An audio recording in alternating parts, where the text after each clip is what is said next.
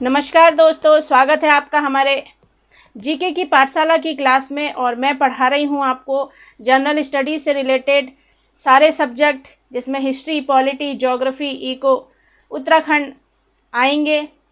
अभी तो मैं आपको 2 सब्जेक्ट पूरे करवाऊंगी और जब ये पूरे हो जाएंगे तब मैं आपको 2 आगे के सब्जेक्ट पढ़ाऊंगी। अगर आपका ऐसे ही सपोर्ट बना रहा तो मैं आपको सारे सब्जेक्ट कवर कराऊंगी। और जो भी आपकी कुछ क्वेरी हो, कुछ आपने क्वेश्चन पूछना हो, तो आप मुझे कमेंट बॉक्स पे क्वेश्चन पूछ सकते हैं। मैं अगले वीडियो में उस क्वेश्चन का आपको आंसर बताऊंगी। तो दोस्तों, एक व्यक्ति जो है वो आधा सफल तो तभी हो जाता है जब वह यह सोच लेता है कि मुझे उस लक्ष्य को पाना है जो मैं चाहता हूँ। मतलब उसके अंदर जिद होती है, जुनून होता है। और जिसके अंदर जिद होती है, जुनून होता है, वो अपने लक्ष्य को पाकर ही रहता है।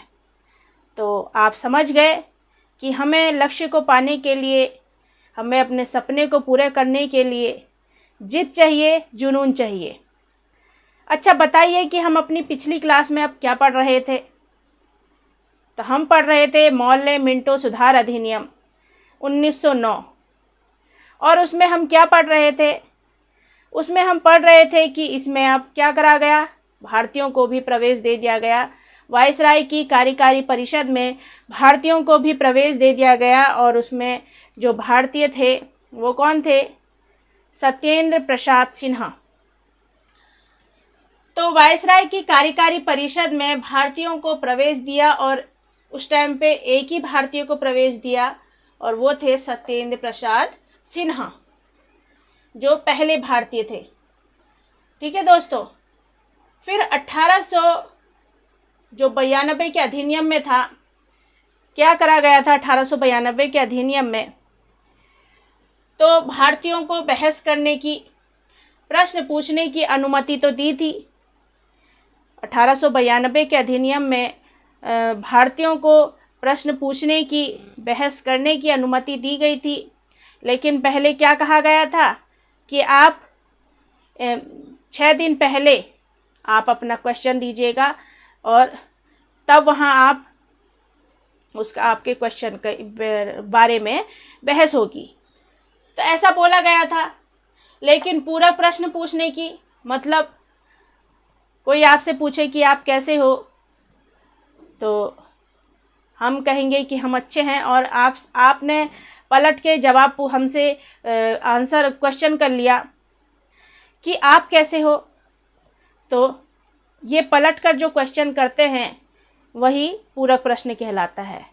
तो पूरक प्रश्न करने की अनुमति नहीं थी। कब? 1892 के अधिनियम में। और मतदान करने, प्रस्ताव पेश करने की अनुमति नहीं थी।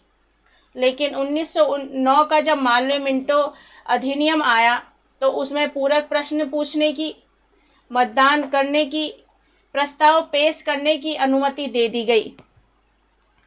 जो 1892 के अधिनियम में कुछ कमियां रह गई थी, जो अधिकार भारतीयों को नहीं मिले थे, वो मौर्य मिंटो के सुधार अधिनियम में मिल गए थे। क्यों मिले थे? अपने को अच्छा दिखाने के लिए। क्योंकि आगे देखिए इन्होंने क्या कार्य किए। पहली बार इन्होंने संपूर्ण भारत के लिए बजट पेश किया।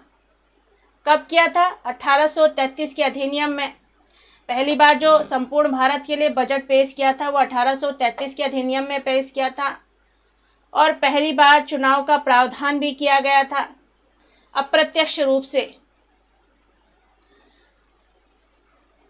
ठीक है दोस्तों, अप्रत्यक्ष रूप से चुनाव का प्रावधान भी किया गया। मिंटो ने क्या करा? सांप्रदायिक निर्वाचन को जन्म दे दिया। जैसे 60 सीटें होती थी तो उसमें क्या करा कि 20 सीटें जो हैं वो मुस्लिमों को दे दी जाए। क्योंकि पहले जो है हिंदू मुस्लिम नहीं होता था, पहले के टाइम पे हिंदू मुस्लिम नहीं होता था।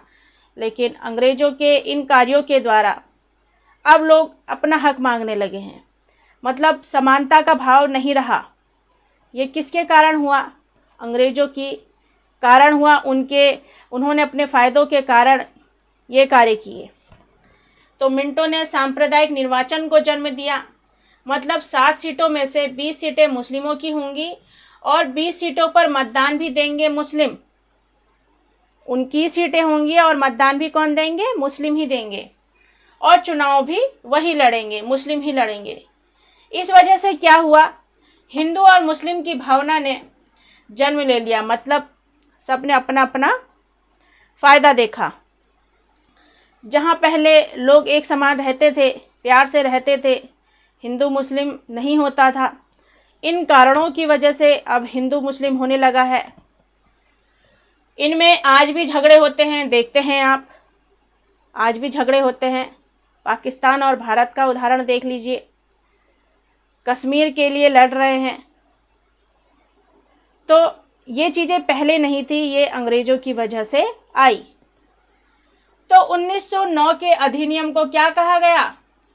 उदार निरंकुशता वाला नियम कहा गया, और तभी से शुरू हो गई है फूट डालो राज करो की नीति। मतलब अगर हमें कहीं राज करना है तो क्या करना पड़ेगा? पहले लोगों को अलग अलग करना पड़ेगा। लोगों के अंदर क्या डालनी पड़ेगी? एक दूसरे के प्रति ईर्ष्या की भावना डालनी पड़ेगी। तो इसे कहते हैं फूट डालो राज करो की नीति। तो ये किसने शुरू करी? ये भी इन अंग्रेज़ों की वजह से ही शुरू हुई।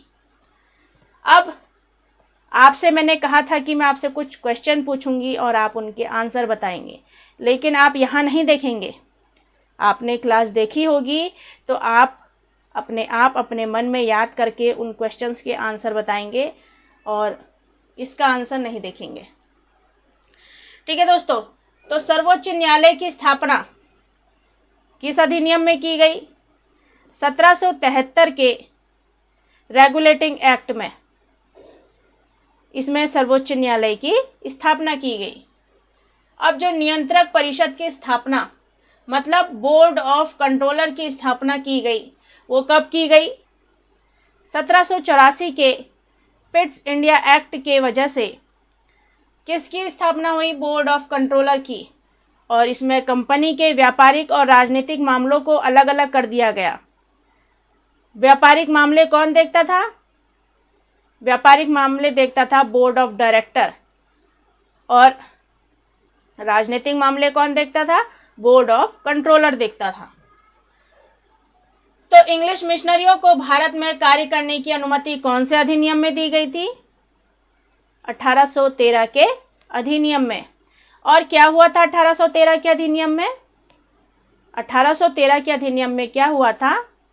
इसमें व्यापारिक मामलों में कमी कर दी गई थी। ईस्ट इंडिया कंपनी के व्यापारिक मामलों में कमी कर दी गई थी, जो सिर्फ क्या कर सकते थे? चाय और चीन और अफीम, इन तीनों के साथ ही व्यापार कर सकते थे, और बाकी जो दूसरी कंपनियां थीं वो भी आकर व्यापार कर सकती थी भारत में आकर।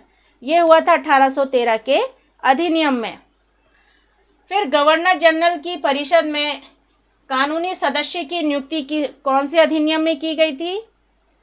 1833 के अधिनियम में, जिसमें क्या था?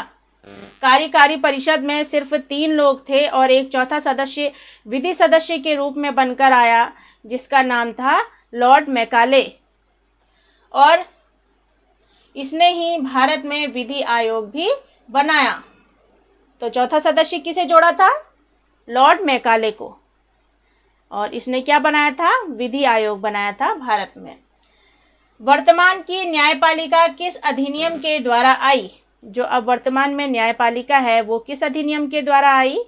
वो आई 1935 के भारत शासन अधिनियम के द्वारा। 1935 के भारत शासन अधिनियम के द्वारा वर्तमान की न्यायपालिका आई।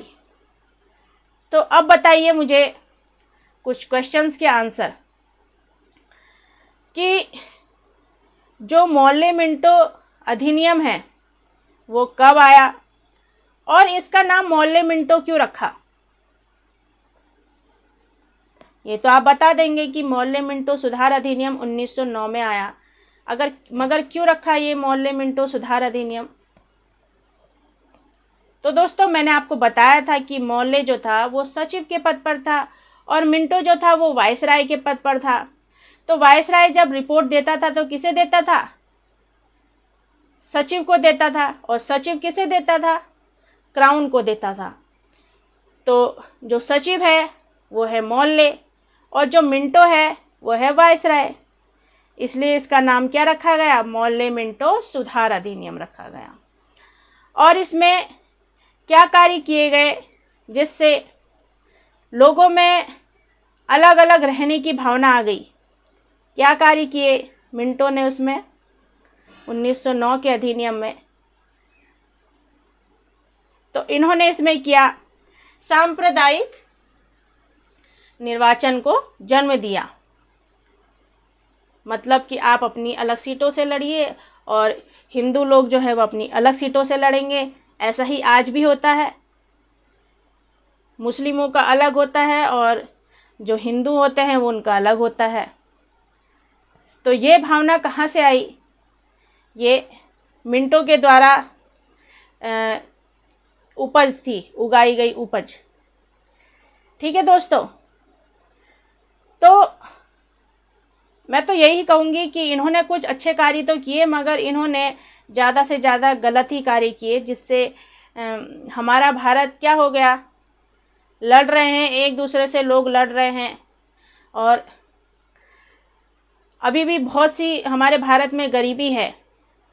लेकिन ये चीज़ है हमारे भारत में कि हर तरह के लोग रहते हैं, हिंदू, मुस्लिम, सिख, ईसाई, पंजाबी, सब तरह के धर्म के लोग हमारे भारत में रहते हैं। ये एक बहुत अच्छी बात है। और लड़ाई झगड़े तो होते ही हैं और ये जब तक होते रहेंगे, जब तक उनके अंदर की ईर्ष्या की भावना, एक दूसरे के अंदर की द्वेष की भावना नहीं जाएगी, तब तक ये लड़ाई झगड़े होंगे। जहाँ ये ईर्ष्या की भावना चली गई तो वहाँ सब ठीक हो जाएगा, लड़ाई झगड़े नहीं होंगे। तो ये सब हमको मिलजुल कर दूर करना है। एक दूसरे से हमने चिढ़ना नहीं है, द्वेष की भावना नहीं रखनी है, ईर्ष्या की भावना नहीं रखनी है। क्योंकि इससे क्या होता है? इससे सिर्फ लड़ाइयाँ होती हैं, झगड़े होते हैं। और हमें एक अच्छा भारत बनाना है जिससे लोग हमारे भारत को याद करें। ठीक है दोस्तों, ये कुछ मेरे विचार थे जो मैं आपसे कहना चाहती थी। क्योंकि अब आप भी मेरी एक तरह से एक परिवार हो गए हैं। जो भी मैं आपसे कहूँ तो आप भी उन बातों को थोड़ा सा समझें। और मेरी आज की क्लास कैसी लगी ज़रूर बताइएगा। और अपना ध्यान रखिए, स्वस्थ रहें, खुश रहें और मेरी अगली क्लास का इंतज़ार करें। Thank you.